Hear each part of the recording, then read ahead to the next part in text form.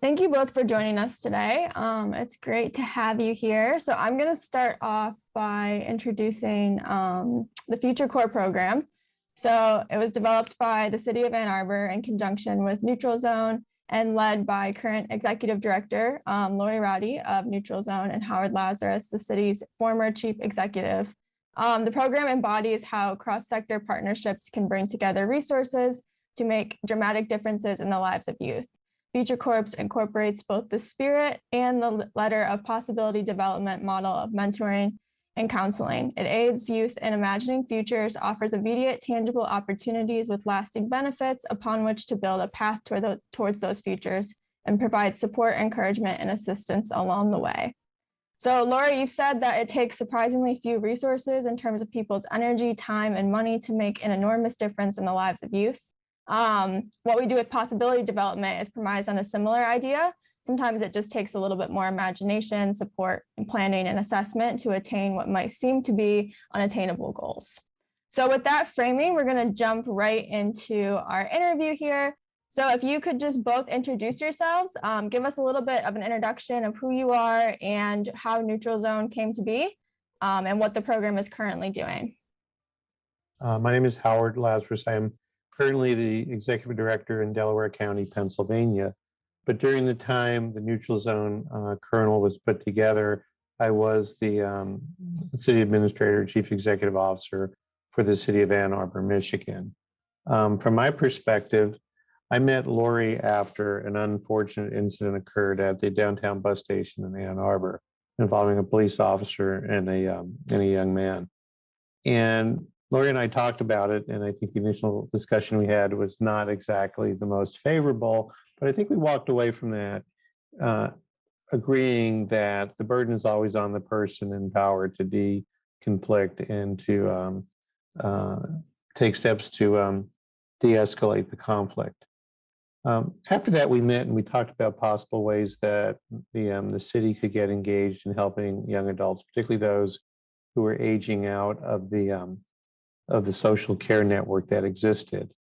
And I had shared some experiences from my previous job, which was as the Public Works Director in the city of Austin, Texas, where we used our positions to help members of our community who had not had those opportunities and even got in trouble when they were younger. And we talked about the education component, the job training, and tying individual responsibility to advancement in the organization. When we talked through that and some of the possibilities to come up with a template for the young adults in Ann Arbor, we both agreed it was a lot of work, but I think we were both undaunted and went down the path of trying to form a program. From my perspective, we needed to provide funding and we needed to provide job opportunities. The city of Ann Arbor has a wide array of jobs, everything from public safety to communications and television through public works and administrative type jobs. And we were willing to create the internships, which after the participants in the program met the requirements, they could translate into a full-time job. Lori was able to leverage other community resources to provide for education, transportation, connectivity, and even mentoring, and got funding from, I believe, from the Ann Arbor Area Foundation, as well as some other sources. So we worked together to set the program up and had the first cadre introduced, at which point I left the city of Ann Arbor. So with that, I think let Lori give her perspectives. Cool, thanks. So yeah, I'm Lori. I serve as the Executive Director of Neutral Zone. We are a youth-driven arts and leadership center, hosting, an after-school drop-in space, currently about 14 after-school arts and leadership, affinity-based programming for young people. And, I think we are a really critical and valuable space for young people to be able to show up as their authentic selves, find a connection to their community of peers and adults and other resources, and get to do things that matter, whether it's personally things in their lives about their own set of academic or career goals, as well as doing community-based projects. So that might mean, completing a record album, writing their own songs, recording music, distributing it broadly in the community. And all of that is about possibility development, right? It's about taking young people who can't imagine recording and releasing an album and helping them to figure out their why, to figure out how to make it happen, to connect to other people and support their process, and then to come back in and reflect and to really see their success. And all of that has been great for Neutral Zone. We have a long history of doing amazing projects, whether they're fashion shows or book releases or community-based environmental projects. I think we're really proud of the work that we have done, all through a very youth-driven lens where young people lead and facilitate their own opportunities with the support of a lot of adults who are shepherding and supporting their processes. However, I think that, in this current society where we live, what I found was that young people who have a lot of privilege and opportunities, their parents would shepherd them into a four-year college, and maybe they go off to Chicago or New York and be wildly successful. And other young people who face a lot more inequities and challenges in their life, some we did help to, go on to a four-year college and be very successful. But a lot of young people were left behind. And Neutral Zone was really just supporting young people until they graduated from high school. And that was kind of our boundary. Meeting Howard really pushed me to think about, what are we doing for youth 18 and over? And what could we be doing with our resources? And how do we do that? And to be honest, when Howard first came and opened this conversation, Howard's right. We met under really unfortunate circumstances. I don't think either one of us really wanted to probably meet with each other. But we kept meeting, I think, which was I think that's a testimony of Howard, because he would send me these emails and he'd be like, come to my office, let's connect and see how things are going. And I would walk the 2 blocks and we would talk about whatever with no real agenda, I think. I don't know if you had an agenda, Howard, but I was like, why am I sitting here? Over time, the conversation started to shift into other areas of work, other areas of need, how we understood our leadership roles and what we could do together. And when he first brought up this idea of working together, I actually said, no way, and I think there was a little bit of me that didn't believe that Howard and the city would come in strong enough that I would be left alone to try to figure out a huge program that I didn't want to necessarily take on if I didn't see us being successful in it. But really deeply reflecting and having conversations with young people who were 10 years out of Neutral Zone and still really struggling, I felt like we had to try. So we started this partnership, and I'm very, very grateful that it has emerged. And I think that when we talk about Future Core, it is a transition program that, in my mind, helps young people successfully transition to adulthood. It's transformative. It provides young people the readiness time to kind of make sure that they're ready to join the program, to support them to set goals and to imagine the possibilities of the future. It allows them to really articulate plans, but we also coach and support them through many of the infrastructure and structural challenges that they will face outside of our doors, right? So how do you get your license? How do you get into school? How do you navigate the childcare that you might have to deal with, or your housing issues, or how do we come in and support that? Because I don't really know any young person at 19 years old who can navigate that on their own. And yet they have to do that if they're going to find their opportunities. And so I think that we get to play a really critical role in their lives at a very pivotal point of time. And so I'm going to pause there, Howard, because I think that the important part of the story is maybe, I I guess I think the possibility development model of the mentorship model of setting goals, understanding the what and the why and the how and the reflection is all really important. But perhaps there's another role that I think with Howard on this call we should talk about, and that is the role of adults to think about possibility development. And that adults also have to get their heads wrapped around the idea of the opportunity of what they want to accomplish, why it's important, and how we do it. Because this is no longer a challenge of if we meet with young people and mentor them well, they will be successful. We live in a society with so many inequities. And I don't think that our young people can and should have to be successful with the world that we're handing them. We as adults need to see our own possibility development and how we reset structures and supports so that young people can have real meaningful opportunities.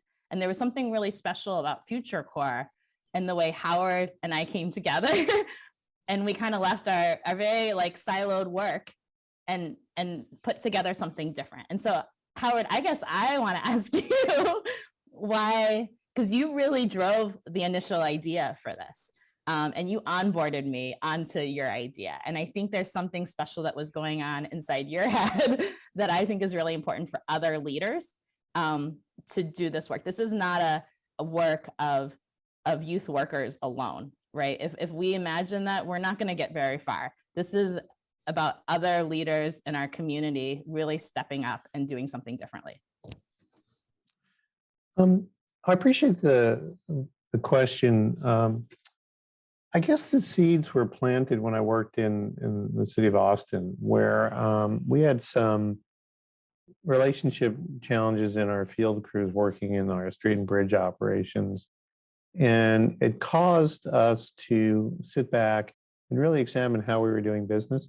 And, as someone who thought he was a pretty successful professional, to have outsiders come in and give you an assessment and develop a corrective action plan, at first was emotionally difficult, but once bought into it, could see the opportunities that in local government initially, you had to affect the lives of people who didn't have a lot of opportunities or advantages growing up.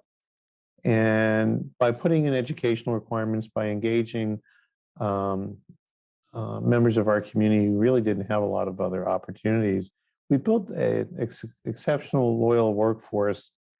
But we had also saw the impact that it had on people's families when they were able to prove that they could be successful, that with support they could achieve, and they could be great role models for their children and others in their neighborhoods. And the program took off, and the camaraderie, the coworkers, the collaboration, and really the interpersonal loyalty that developed out of that was really heartwarming. So in Ann Arbor, I still had that perspective. We were also going through a period of time where we were putting together the Police Oversight Commission. And that was probably one of the most emotionally wrenching things I'd ever participated in, particularly as you listen to people tell their stories and how our society is not always accommodating to people who are different and to people who have had a harder time in life. And it's easier sometimes to kind of put a shield around yourself and walk past the problems. But sitting through the meetings, forming the commissioner didn't allow me to do that. So that was going on in the background. At the same time, you and I met because of what happened at the bus station. And I just continue to think that in local government, we have the opportunity, because we connect with all the different agencies, public entities, private entities, that we ought to be able to use employment, the educational organizations to provide support to our developing young adults, but also to get them to believe that our society can work and it can work for them. And it just means we have to get involved. I also think we have to let go of our fear of failure, because we had a lot of bumps in the road and things that didn't work. But that doesn't mean you're not being successful in the end. So I think those things were floating around in my mind at the time. I also got to know the programs in the neutral zone a little bit better through our introduction to each other. And I thought it was a great platform for us to tie together and not lose a generation of kids post high school. As they went into adulthood, So those were the thoughts that I had at the time. And I think I'll continue to do that as long as I have the opportunity to serve in leadership positions in local government, to use the connective tissue that we have to make sure that opportunities are there for those who need them the most. Well, and I guess I want to just piggyback off of that because I think there's a lot of folks who will just say yes to things. But I think, Howard, you didn't just say yes to like, let's do this program, right? I think that you were incredibly thoughtful. I remember sitting down with attorneys in the very beginning to like, what does legal have to think about this program and how will it affect the union and the workers? And it just, there was a lot of layers that most, I think, leadership administrators tend to see as significant barriers from the very beginning, and kind of say, yes, tell me what you need, but I'm not going to drive or lead this, which is very different. And so that is really different than I think what most people would do. And unfortunately, I think because the nonprofit sector works here and the municipalities work here and the community colleges work here and corporations work here, we don't see how to pick up young people who are struggling, and we think it's too big of a problem, when actually it's something that if we just think differently about and create different avenues and pathways, and maybe old rules that don't really work, we throw out the door and shepherd in new ways of doing things, it came together very differently. You brought a leadership to this work that I didn't expect. I think one thing that I want to jump in, because you guys have both made incredible points. What you're really talking about here is the idea that you have all these different kind of knowledge silos, and you guys have demonstrated how to bring them together. What kind of challenges have you experienced when coming together and trying to develop holistic models for youth's development? Both of you can speak, I'm sure, differently on that. I'll go back to the statement that you need to get buy-in from the young adults that they can be in control of their destinies and their future, and they can't give up the spirit of accomplishment. Nobody can make you a victim except yourself. That's not to mean that there won't be social institutions that are stacked against you. It doesn't mean that things won't be difficult.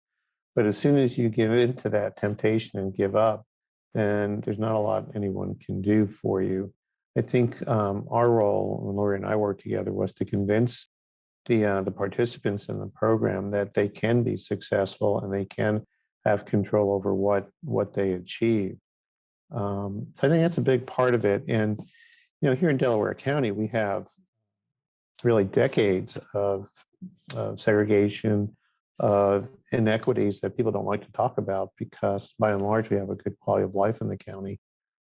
But we need to address it because it's immoral to let it go forward. And so, leadership is really more about the exercise of influence instead of authority. And when in Ann Arbor, growing the role of the city administrator to come into contact and be more involved with the University of Michigan, with the school district, with some of the other institutions, builds credibility. And how you spend that credibility is valuable. To hold a high-level governmental position and not use that leverage to advance and make the systems work for the people who need them the most really is also immoral. So I think it's a perspective. And if you have that, then you can go and you can not stop the first time someone says no, and continue to push and give people the permission to fail, to have them work a little bit, it's a cliche, but work outside what they're comfortable with and develop the programs. And it's really just mutual accountability. You buy into the end state of where you want to be, and then you hold each other accountable and not let each other off the hook when we run into something that's difficult. Just because we haven't done it before doesn't mean we can't do it in the future. One of the really interesting questions that came up early on is, how do you know you're going to be successful? And in many ways, you don't. You'll know you're successful when 10 years down the road, your graduates come back and make contributions to the program. But it's really, if you can build the confidence in the participants in the program, not only will they be successful, but they'll bring others with them.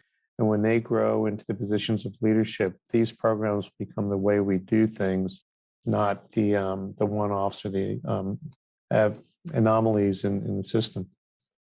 Well, I think the story that I have that I think anecdotally, I think is really powerful is I remember the very first cohort for Future Core, and we're moving slow. This is COVID, but we're sitting around at lunchtime and the youth are talking, and it's very heartening. I mean, the way they're setting goals and uplifting each other and saying, you know, we're going to do this. We're going to, you know, find our path forward. We're going to level up, they were saying. And the one young person, like practically in tears, and, you know, he's a young man, and he was basically like, I dropped out of school 6 months ago.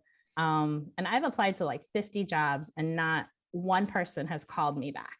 And I this is the first time I've had hope in months that like there's something out there for me. And, you know, so let's fast forward 3 months later, they're in our workforce readiness program, and they get to tour the city of Ann Arbor. And we set up this tour, and it was 2 days long, and they went to every department in the city. And they didn't just meet with like one of the workers, they met with the director or the leadership of every department. Information technology, the fire department chief, you know, technology, the infrastructure and building, the fleet, and, you know, CTN, the community television network, every leadership. And they're meeting with the directors who are taking 20 minutes out of their day to talk to the youth about what they do, and more importantly, the job that they have waiting for them. And the city created basically positions just for Future Core that were high level internships where they had to have no experience, but a high level of interest in the work that they were going to get shepherded into. And each of these directors were actually recruiting our youth to apply. They were like, please apply for our job. Like, we want you. But it was the sentiment that they wanted these young people, that they went out of their way to create something totally different, and it would be waiting for them. We also had simultaneously created a guideline that they had to have their GEDs in place before they went to the city, not because the city told us, but because the GED program was like, if you just give them a living wage job with the city, they may never come back to us. And so we had that requirement in place. And let's fast forward another month forward, and we're sitting at the table with our brain trust of community leaders, and they see the name of the young person on the list, and the GED program was like, I don't think he's going to finish in time for the start of the internship. But then we furthered a conversation, and we were like, well, when was the last time you saw this young person? And it happened to be, he hadn't seen them in 6 months from like day one when he dropped out of school. And then turns out he walked over to the GED office immediately after touring the city of Ann Arbor and signed back up for classes. And 2 months later, completed all 4 parts of his GED test before any of the other young people did it. And I think what that says is something that he, you know, knew he should do and had showed up on day one to try to learn about and sign up, had completely given up hope. And even though he had the capacity and the skills to get his GED, he didn't believe that there would be anything waiting for him. So when we talk about possibility development, it's not about just telling a young person that they can be successful. It's actually infrastructurally setting up those opportunities so they can believe and know that that's on the other side of it. And to me, that's what we've done, right? That's possibility development. If we only talk about how to do the programmatic elements of, you know, meeting with young people and hitting the benchmark forums, we're not going to help our youth be successful in 2022. We have to do our work differently. We have to be advocates for young people. We might need to teach them how to be activists and advocates for themselves. There's a lot more to helping to set up those inequities, because those opportunities actually don't exist for everyone, but they could. Right? They could. And when Howard and I worked together, and then Howard, you set an expectation with your team that, and I think I remember at one point someone asked a question, and I don't even think they were saying no, but they were basically like, what if people don't buy into this? I think your response was something along the lines of, if we have hundreds of workers for the city of Ann Arbor and we can't find 15 people to come in and mentor our kids, then the city has far more problems that we need to address, right? It was just such a blanket, honest statement that I don't think anyone ever asked the question again after that. Yeah, and I think, you know, you guys have shown up in so many unique ways and it's worked. Like you are seeing success with this program, which is tremendous in so many ways, especially when you're thinking about, you know, expansion and how we replicate these models across different geographic contexts.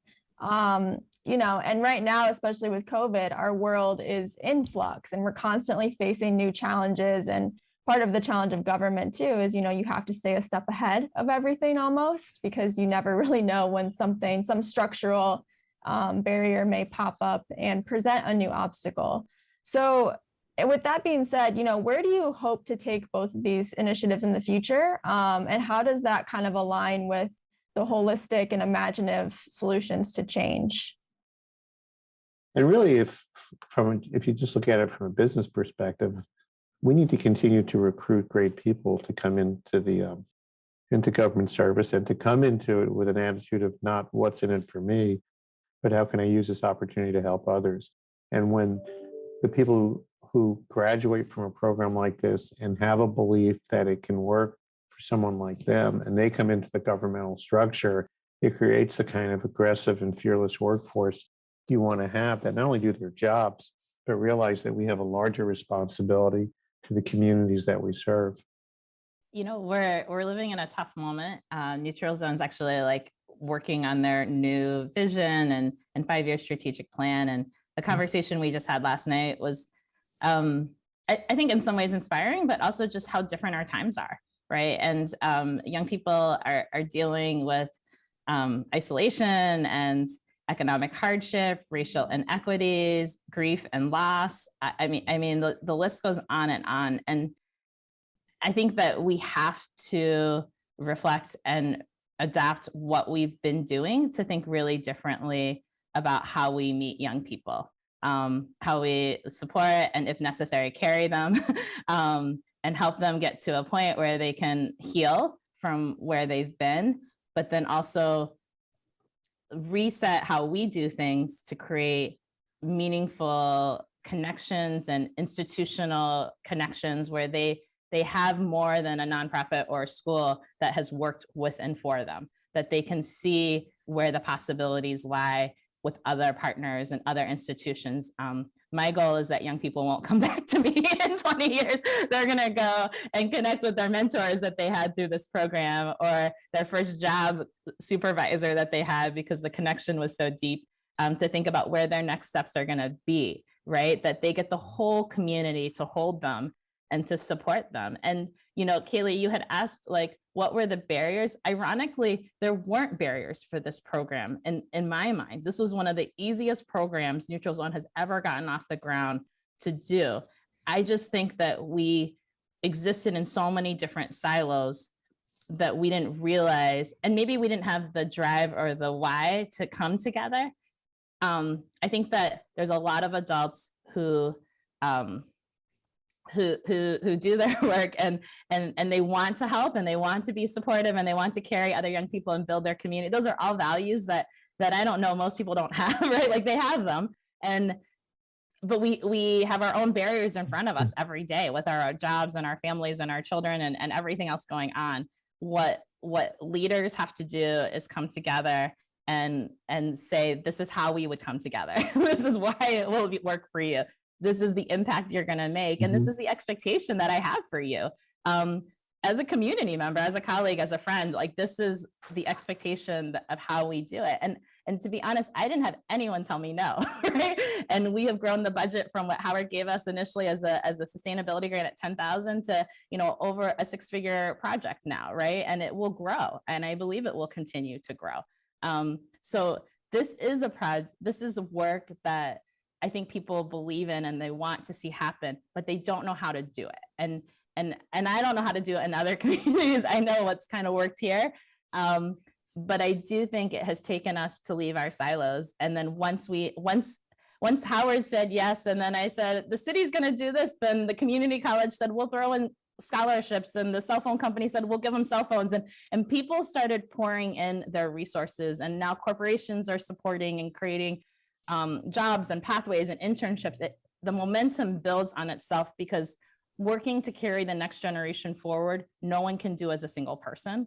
But when they see all the layers of what everyone else is doing, they're like, well, I can throw in this, right? Or I can give you money, or I can do my part, right? And then what happens is the world for young people start to look really differently. And you can ask the question about what opportunity do you want, and they can see that path. But unless a community comes together, and unless they leave their silos, and unless you are able to get the foundation and the corporations and the mentors and the parents whose kids have graduated off and they want to mentor and provide encouragement, everyone plays a role in growing this next generation. And unless they can see how to do it, it won't come together. And so to me, a big part of when I think about GPN and the Possibility Network, I think it's really about how does that network come together, and who joins in that network, and what those expectations start to look like, so that young people can see growth opportunities. I think what's really cool actually in this story is that, this has only been, Howard, I think 4 years since we started our conversations. I think 2018, probably 17, 18. Sounds about right. And that was in a rocky state. So like by 18, 19, we were having really productive conversations. It hasn't been that long. And, now Neutral Zone's in a place where we have a fully funded 4-year pilot program with a lot of people engaging in conversation with us, and cohorts of young people who have entered the program. And Howard's now in a totally different state doing work. And the possibility of that is really impressive. And what can happen in the future, I don't know, Kaley, but I think there's a lot of opportunity there, right? I'll add one other thought, and that is, at the county, in county government, we deal with things that are a little bit different. And one of those areas is both adult and youth corrections and custody. And I think there's an applicability of this approach, particularly to what we're starting to do here, is to develop an approach to social services that's oriented on the individual, as opposed to just offering things that are disconnected programs. And when people come into contact with the county, no matter what the portal is, we are providing opportunities to enter in and leverage those programs to their advantage. So that we are hoping to address recidivism through providing these kind of opportunities with education, job training, but also taking an approach to correctional custody that deals with mental health and drug addiction as well. And the lesson to be learned for me from Future Core is not to stop thinking more broadly, and not to be afraid to fail, because you only get, you've got to be willing to take risks and try things, because otherwise we'll always do what we've always done and get the same results. So I think I'm going to continue to strive to introduce new people and new ideas. I'm going to try and get members of the community engaged as we address the challenges that our youth face, so that they can be successful, but also buy into and shape the system so that it benefits their generation. Absolutely. You guys have said so many phenomenal things. I wish we had more time. I want to wrap up with our last little question. So your meeting was it sounds like it was kind of a tenuous, tumultuous thing, and it wasn't really anything that you guys wanted to do, but so much beauty and growth came out of it, which I think is tremendous. And a lot of that, I think, is a testament to who you both are as people, but also the persistence of community and what can be built if we are willing to listen and understand each other's perspectives and points of view, and really fight for the people that we're working for. So I guess, my one last question is, what is giving you guys hope in this moment? And then we can sign off. You never know who you're going to run. You never know who you're going to run into and under what circumstances. And I think, if you lead with your heart, if you lead with the belief that people come to any situation with good intentions, then you can solve the problems. And it's just a matter, as I said, systems exist because we built them. We're also therefore able to change them. And, if you bang your head against the wall enough times, eventually you'll break through. So you just can't give up on things because other people are afraid to be successful. Yeah, I think our young people are giving us hope, right? Is that they keep showing up, and they keep, even though we haven't given them the best of the world to grow up in right now, they keep showing up, and they have a belief that that we can do something to support them, that they have that ability. And I think that as adults in this current moment, we have to show up for our youth in a way that's very different.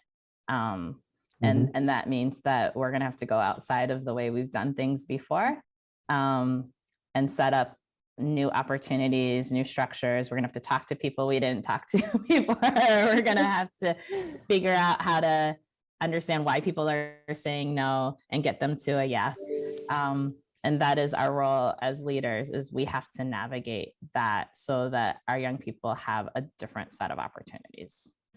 On that note, thank you so much both for your time. This is tremendous, and I'm really excited to see what you guys continue to build now and in the future. And we will hopefully be in touch with more. Look excited to hear updates. Thanks. Thanks for the opportunity. Thank you.